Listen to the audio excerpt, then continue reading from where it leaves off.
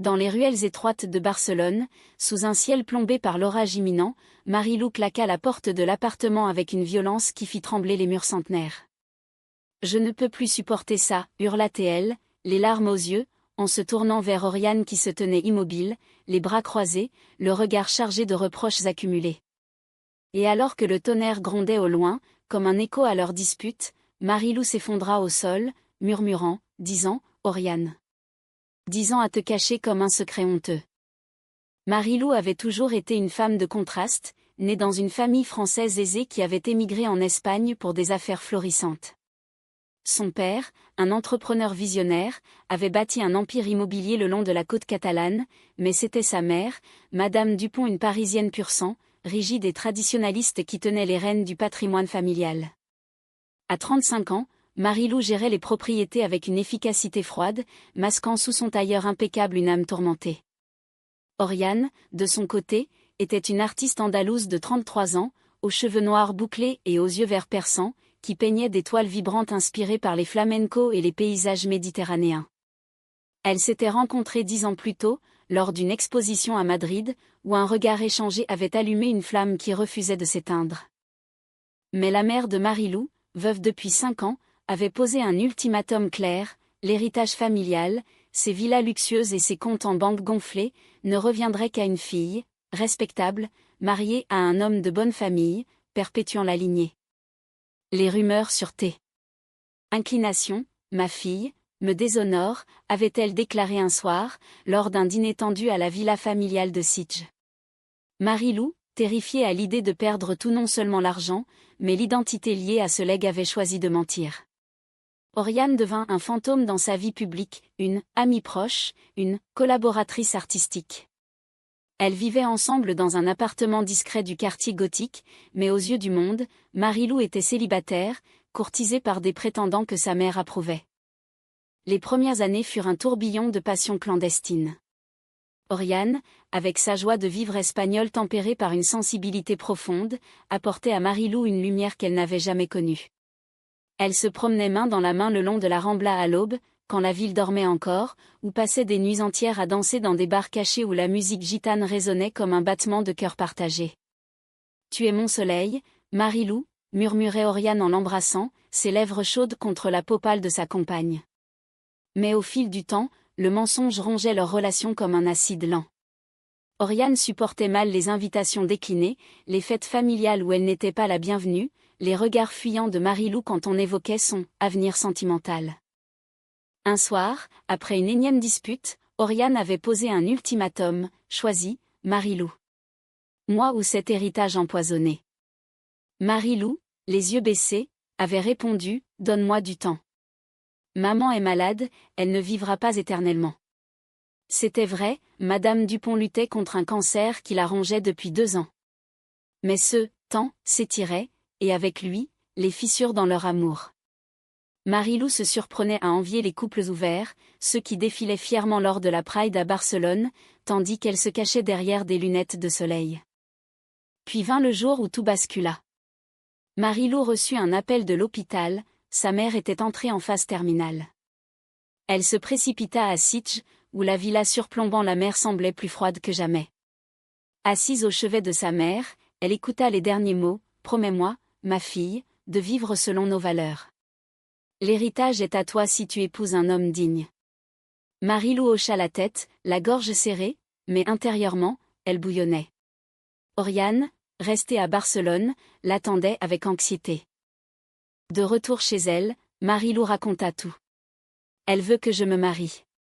Avec un homme, dit-elle, effondrée.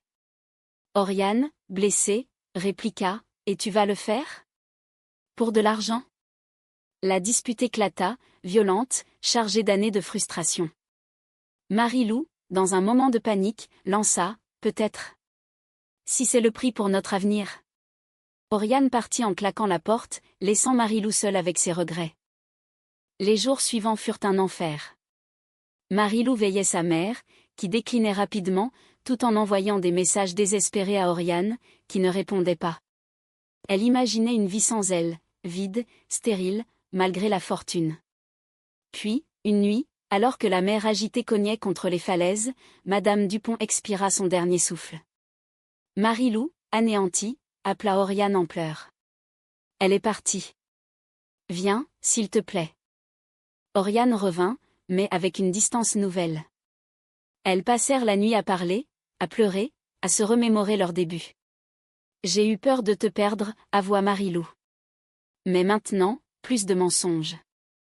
Pourtant, le testament réservait une surprise, l'héritage était conditionnel à un mariage dans l'année, avec un homme approuvé par la famille. Marie-Lou, face à ce piège posthume, sentit le monde s'effondrer. Le lendemain de l'enterrement, Marie-Lou se réveilla dans les bras d'Oriane, mais le poids du testament planait comme un nuage sombre. La cérémonie avait été grandiose, à la française, une messe solennelle dans une église baroque de Barcelone, suivie d'un repas où les cousins éloignés murmuraient sur l'avenir de l'empire familial. Oriane avait assisté, déguisée en « amie de la famille », un rôle qui lui pesait plus que jamais. « C'est ridicule, Marie-Lou », avait-elle soufflé en rentrant. « Ta mère est morte, et elle continue à nous contrôler. » Marie-Lou, épuisée, consulta un avocat. Maître Gonzalez, un homme affable aux moustaches grisonnantes, examina les documents dans son bureau surplombant la Sagrada Familia. « C'est clair, si vous ne vous mariez pas dans l'année avec un homme de bonne moralité, l'héritage ira à une fondation caritative. » Marie-Lou blêmit. Cet héritage n'était pas seulement de l'argent, c'était des villas qui abritaient des souvenirs d'enfance, des terres qui employaient des dizaines de personnes. Perdre tout signifierait la ruine pour beaucoup.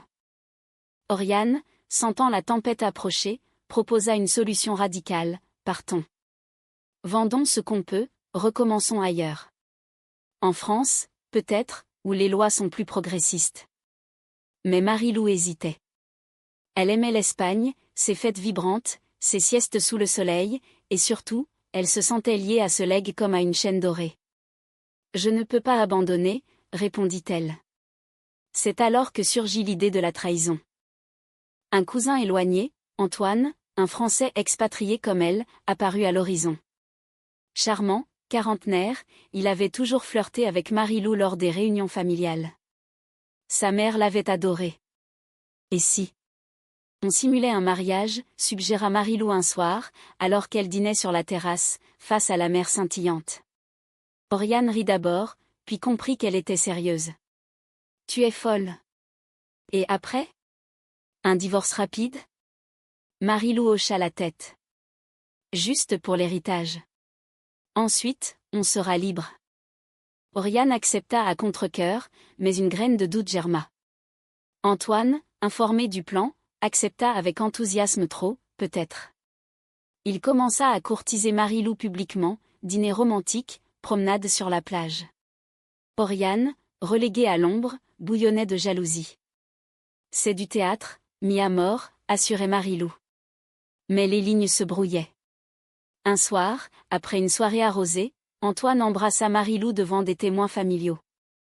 Elle ne le repoussa pas assez vite. Oriane apprit la nouvelle par une cousine indiscrète. La confrontation fut explosive. « Tu l'as embrassé. »« Pour de vrai » cria-t-elle, les yeux emplis de larmes. Marie-Lou nia, minimisa, mais le mal était fait. Oriane, blessée au plus profond, partit pour Séville, chez une amie artiste. « J'ai besoin d'espace », dit-elle dans un message laconique. Seule, Marie-Lou sombra dans la dépression. Elle errait dans les rues de Barcelone, hantée par les souvenirs, leur premier baiser sous les arches du parc Güell, les nuits d'amour passionné. L'héritage semblait une malédiction. Elle appela Oriane des dizaines de fois, en vain. Puis, un jour, elle reçut une lettre. Oriane avait rencontré quelqu'un, une femme libre, qui n'avait pas peur d'afficher leur amour. La trahison la frappa comme un coup de poignard. Marie-Lou, folle de rage et de douleur, confronta Antoine, qui avoua avoir des sentiments réels. « Oublie-la, Marie-Lou. Avec moi, tu auras tout. » Mais elle le repoussa, réalisant l'absurdité de son plan. Elle décida de tout abandonner, l'héritage, la famille, pour reconquérir Oriane. Le voyage à Séville fut un périple émotionnel. Sous le soleil andalou, elle trouva Oriane dans un atelier, peignant avec ferveur. « Je t'aime, Oriane. Plus que tout. » Les mots jaillirent, chargés de sincérité. Oriane, les yeux rougis, hésita. Tu m'as trahi. Marie-Lou pleura, et toi? Cette autre femme? C'était un mensonge pour la tester, avoua Oriane. Elles s'embrassèrent, mais la réconciliation était fragile. De retour à Barcelone, le conflit culmina. La famille pressait pour le mariage. Marie-Lou, face à l'ultimatum, choisi, elle révéla tout lors d'une réunion familiale. J'aime Oriane. Depuis 10 ans. Et je refuse cet héritage empoisonné. Le scandale éclata, mais une paix intérieure l'envahit. Les semaines suivantes furent un tourbillon de chaos. La famille, outrée, contesta le testament, mais l'avocat confirma, sans mariage, l'héritage allait à la fondation. Marie-Lou perdit les villas, les comptes, tout. Elle et Oriane se retrouvèrent dans un petit appartement modeste à Gracia, vivant de ses économies et des toiles d'Oriane. C'est libérateur, dit Marie-Lou un matin, en sirotant un café sur le balcon. Oriane sourit, mais ses yeux trahissaient une inquiétude. La trahison passait laissait des cicatrices. Oriane, bien que pardonnée, se méfiait. Et si tu regrettes, demandait-elle souvent. Marie-Lou prouvait son amour par des gestes, des promenades ouvertes, des dîners avec amis où elle se tenait la main. Elles participèrent même à une manifestation pour les droits LGBT à Madrid, marchant fièrement sous les drapeaux arc-en-ciel. Plus de secrets, jurait Marie-Lou. Pourtant, un nouveau conflit surgit. Antoine, vexé, répandit des rumeurs. Marie-Lou était instable, Oriane une opportuniste. La presse locale s'empara de l'histoire, une héritière française renonçant à tout pour l'amour. Des articles flatteurs, mais aussi des critiques acerbes. Oriane, sensible, en souffrit. Il nous juge sans nous connaître, pleurait-elle. Marie-Lou, déterminée, organisa une exposition pour Oriane dans une galerie de Barcelone. Les toiles, inspirées de leur histoire, des abstractions de passion et de douleur, se vendirent bien. C'était un succès modeste, mais symbolique. Tu es mon inspiration, murmura Oriane lors du vernissage, embrassant Marie-Lou devant tous. Mais le passé revint hanter. Une lettre anonyme arriva, des photos d'elle, prises en secret pendant des années. Quelqu'un nous surveillait, s'affola Marie-Lou. C'était Antoine, vengeur. Il menaça de les publier si Marie-Lou ne lui cédait une part de ce qui restait. Le chantage culmina en une confrontation dramatique dans un café du port. Tu es pathétique, Antoine, lança Marie-Lou. Oriane, à ses côtés, ajouta, laisse-nous tranquilles. Il rit, mais face à leur unité, il recula. Elles portèrent plainte, et l'affaire se régla discrètement. Ce fut un tournant, leur amour, forgé dans l'adversité, se solidifia. Avec le temps, elles reconstruisirent. Marie-Lou trouva un emploi dans l'immobilier, Oriane exposa à Paris. Elle voyageait, un week-end à Séville pour danser le flamenco, un séjour en Provence pour cueillir des lavandes. Leur relation devint plus profonde, imprégnée d'une tendresse mûrie par les épreuves. 10 ans de cache-cache, et maintenant, la liberté, disait Marie-Lou en riant. Pourtant, un soir d'automne, Oriane confia un secret, elle avait envisagé de partir pour de bon. Mais ton courage m'a retenu. Marie-Lou, émue, répondit, et le tien m'a sauvée. Elles s'embrassèrent sous les étoiles, la mer murmurant en contrebas. La vie n'était pas parfaite. L'argent manquait parfois, les jugements persistaient.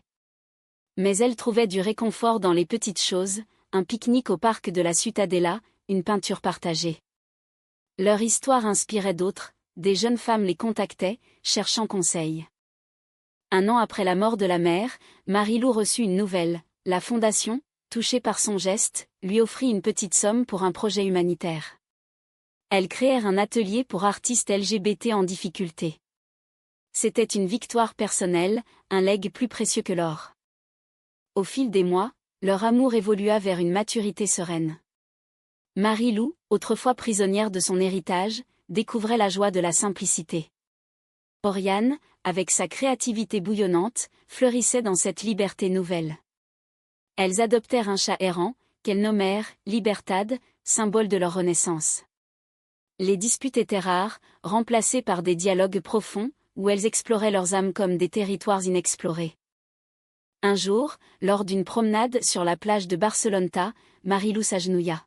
« Épouse-moi, Oriane.